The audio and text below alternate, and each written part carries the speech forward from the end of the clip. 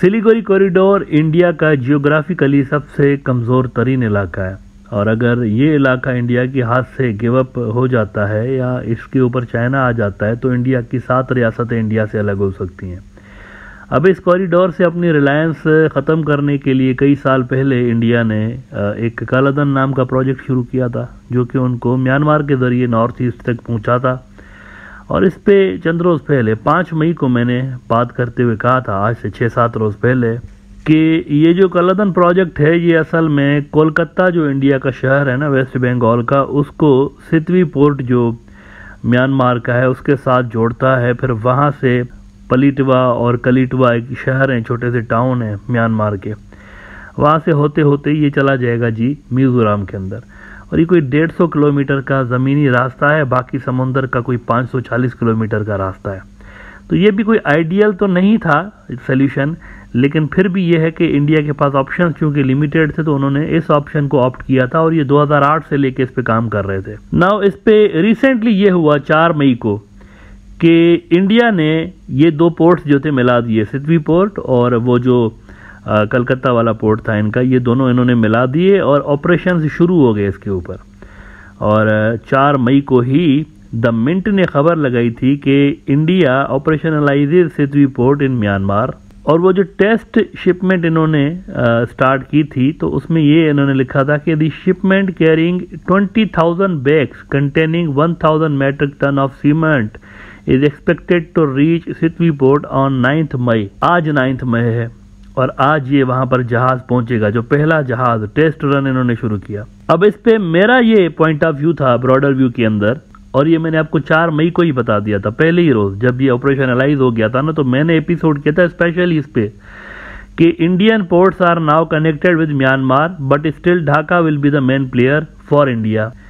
यानी कनेक्टिविटी के हवाले से अब भी ढाका बांग्लादेश ही मेन प्लेयर होगा। ये म्यांमार वाला ऑप्शन इंडिया के लिए फिजिबल नहीं है, इंडिया के लिए रिस्की है बड़ा। और मैंने कहा था कि India's master plan for Myanmar is bound to fail.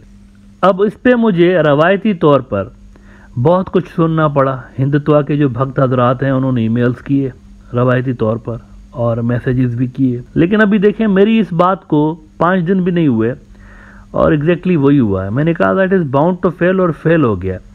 ये जो कल मैंने आपको शाम के टाइम पे एक स्टोरी बताई थी ना कि वहाँ पर अडानी साहब का एक पोर्ट है म्यांमार के अंदर जो कि उन्होंने बेच के और भाग गए वहाँ से, लिटरली भाग गए। अच्छा, मैं भागने का वर्ड क्यों यूज़ कर रहा हूँ? मैं इसलिए यूज़ कर रहा हूँ क्योंकि अगर एक चीज़ 195 मिलियन डॉलर की है, उसको आप 30 मिलियन डॉलर में बेच के चले जाएं तो ये भागना नहीं है, तो क्या कहेंगे आप इसको? 195 मिलियन डॉलर की चीज़ कौन 30 मिलियन डॉलर में बेचता है? निकाय एशिया ने खबर लगाई थी ना कि India Adani group sells Myanmar port for a loss making 30 million dollar. और उसमें उन्होंने कहा था कि however a source familiar with the matter said Adani ports had invested 195 million dollars in greenfield project which had not become operational yet।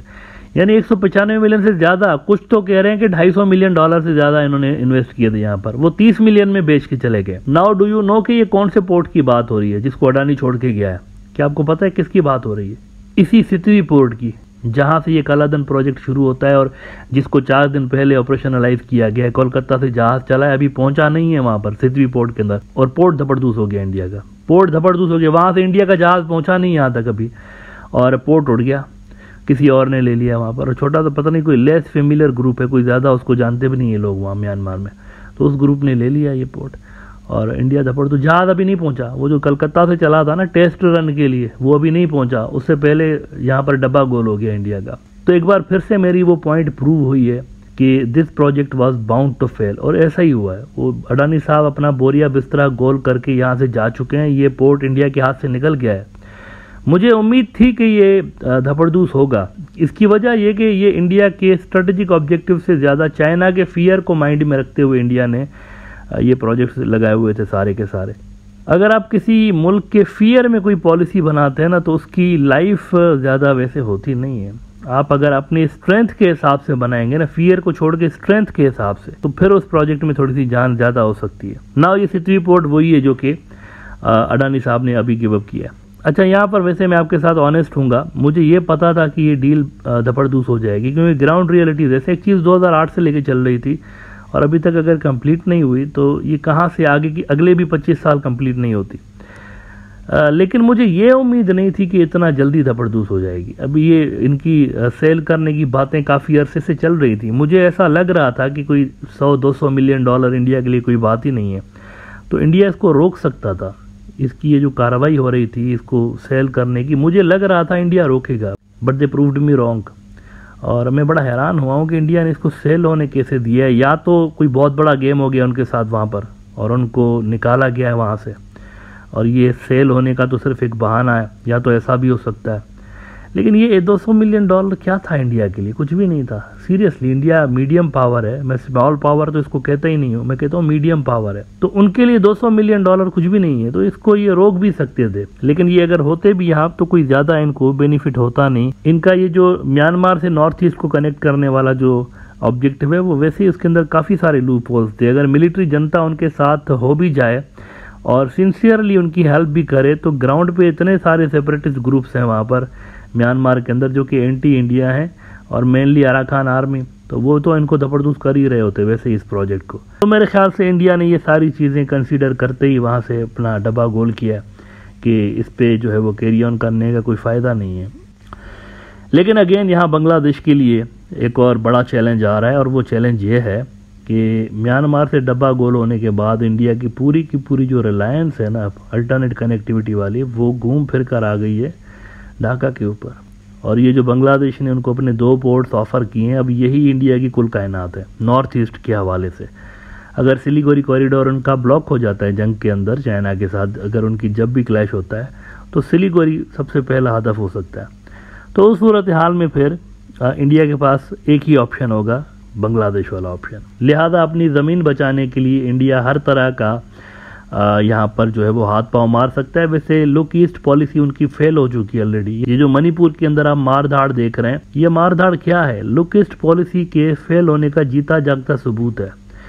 यहाँ पर इतनी ज़्यादा फॉल्ट लाइन्स हैं कि जिस मकसद के लिए इंडिया ने बांग्लादेशी पोर्ट्स लिए हैं या इंफ्रास्ट्रक्चर जापान के ज़रिए तामीर करवाया जा रहा है, वहाँ पर वो मकसद हासिल नहीं होगा जब तक इंडियन नॉर्थ ईस्ट में फॉल्ट लाइन्स मौजूद रहेंगी, चाहे वो इतनी ग्राउंड्स पे हों, लिंग्विस्टिक ग्राउंड्स पे हों, रिलीजियस ग्राउंड्स पे हों।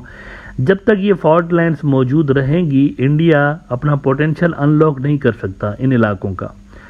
और उनको कनेक्टिविटी अगर मिल भी जाएगी तो कोई फ़ायदा ही नहीं होगा, कोई फ़ायदा नहीं होगा वहाँ पे। फिर ये फ़ायदा उनको तब हो सकता है, look east policy, act east policy उनकी तभी कामयाब हो सकती है जब वहाँ पर पीस आए, इन इलाकों के अंदर अमन आए और फॉल्ट लाइन्स जो है उनको दबाया जाए, उनको जो है वो कम करने की कोशिश की जाए। लेकिन अनफॉर्चुनेटली इंडिया के अंदर जो सिस्टम इस वक्त रिजीम इंस्टॉल्ड है, या जिस रिजीम ने सिस्टम हाईजेक किया हुआ, ये वो रिजीम है जिनको सूट करता है यहाँ पर मारधाड़ और ये जो लिंग्विस्टिक बेसिस पर लड़ाइयाँ होती हैं। तो जब तक ये मौजूद है, इंडिया अपना उनके अंदर जो पोटेंशियल है नॉर्थ ईस्ट के अंदर, उसको अनलॉक नहीं कर सकता। फिर आप कितनी भी उनको कनेक्टिविटी दे दें, उसका कोई बड़ा फ़ायदा नहीं हो सकता।